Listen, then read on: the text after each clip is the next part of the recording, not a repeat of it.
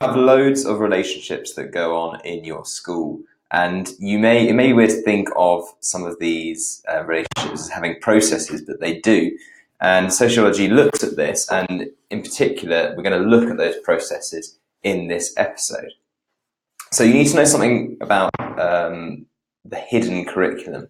Now, the hidden curriculum is the informal teaching done in school that socializes children to societal norms. So there are certain factors within a school, which we call internal factors, that influence student and teacher experience of education. And the factors include subcultures, pupil identities, and organization. Now, the hidden curriculum prepares students for the adult world, and children learn how to deal with things like bureaucracy, rules, expectations, how to wait your turn, how to sit still for hours of the day. All of that is stuff that isn't formally taught at school, but you learn just by being there. And school in different cultures or different countries socializes children differently to prepare them for the function of those cultures. So if you think of a kid who might be going to school in Kenya, they might have a very different experience and learn different societal norms than the ones that you learn through your hidden curriculum in your school. Now, the ethos of a school refers to the specific thing that make up the particular character of that school.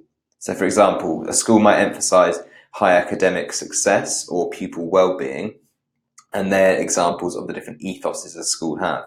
They might also hold a specific religious value or encourage parental involvement as another type of ethos.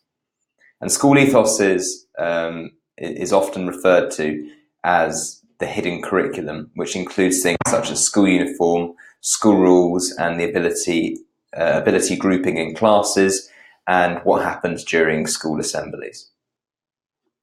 So to recap that a little bit, I want to ask you a little question. So what do we call the informal teaching that socializes children at school? Well, that, if you remember, is the hidden curriculum. And the hidden curriculum is the informal teaching done in school that socializes children to societal norms. Now, alongside the hidden curriculum, there's a lot of stereotyping that goes on in schools, often through no fault of any teachers or any leadership in the school, but it happens. And we can think of that also as like labeling people in a certain way. So wider teacher-pupil interactions can be labelled or stereotyped, and they can influence the construction of positive or negative pupil self-concepts, and that's the pupil's identity. So stereotypes held by teachers might include labels such as students being bright or a slow learner, conformist or destructive, and hardworking or lazy. And those stereotype impressions can result in teachers making assumptions about pupils which are often wrong. So, for example, if you assume that a well-behaved pupil is also hardworking, that might not actually be the case. I'm sure you've sat next to or near people in your class who are very well-behaved but not very hardworking. Now, there's something called the halo effect that you need to know about. Now, Waterhouse in 2004 carried out a case study of 4 primary and secondary schools, finding that teachers labelling pupils as either normal or average or defiant types as a result of their impression that they've been informed over time had implications for the way teachers interacted with the pupils.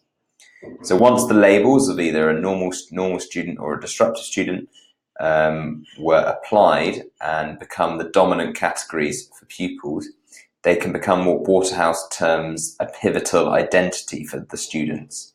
And that is a core identity providing a pivot which teachers can use to interpret and reinterpret classroom situations and student behaviour. Now, these pivotal identities can then lead to various pupil responses, including conflict, confrontation, and the formation of a range of pro-social and anti-social subcultures. So you may get a student who really has a reputation for behaving in a certain way, and that perpetuates the teacher's reaction and stereotyping of that perpetuates that behaviour in that student. So to recap, the Waterhouse's study into the halo effect studied on 4 primary and secondary schools. It was a case study that was looked at, and it was conducted in 2014. And a teacher labels a pupil as either normal or a defiant type. And once those labels have been applied, they become the dominant categories for pupils. And then they become what Waterhouse terms as the pivotal identities for those students. Now, these pivotal identities then lead to various pupil responses, like the formation of pro or antisocial subcultures. Now, labeling and stereotyping, as well as wider pupil-teacher actions, can influence the construction of positive and negative pupil self-concepts. Those are pupil identities. Now, if we're stereotyping the ideal pupil, there was some research done by two sociologists, Howard Becker in 1971 and Amelia Hempel Jorgensen. And Howard Becker in 1971 concluded that teachers initially evaluate pupils in relation to a stereotype of the ideal pupil. So there's that comparison going on compared to a pupil who might be conformist and hardworking, and the other things you would expect from an ideal pupil. And Amelia Hempel Jorgensen found that many pupils share a similar stereotype of the ideal learner. Now, these stereotypes are influenced by a range of non-academic features, for example, dress, behaviour, how likeable a student is, which conform to the middle-class standards of teachers. And when disadvantaged pupils from working-class homes, and boys as well are another group who are negatively affected by this, and some ethnic minority groups are disadvantaged by this ideal pupil stereotyping. And such stereotypes can influence academic assessment and pupil ability and influence of teachers,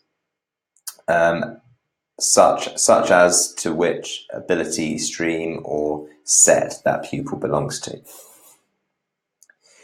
So, question: who tends to be the least disadvantaged by teacher stereotyping? Well, that is middle-class girls. And that's because they are most likely to meet this expectation of the ideal pupil. And Amelia Hempel Jorgensen found that many pupils share a similar stereotype of the ideal learner. And the examples of lessons learnt through the hidden curriculum, just to recap that again, one, it could be that you're sitting still for hours of the day, you're obeying rules, waiting your turn, and dealing with bureaucracy. Now, can you remember the name of the scientist who concluded that teachers initially evaluate pupils in relation to a stereotype of the ideal pupil? And what year was that? That was Becker in 1971. And just to recap, the pivotal identity, that is a core identity providing a pivot which teachers then use to interpret and reinterpret classroom situations and student behaviour. Now, non-academic features that influence teacher stereotypes are behaviour, likability, and dress. And that is all we're going to talk about for processes within relationship and processes within schools in this episode. Join us again next time for a further look at the relationships in schools.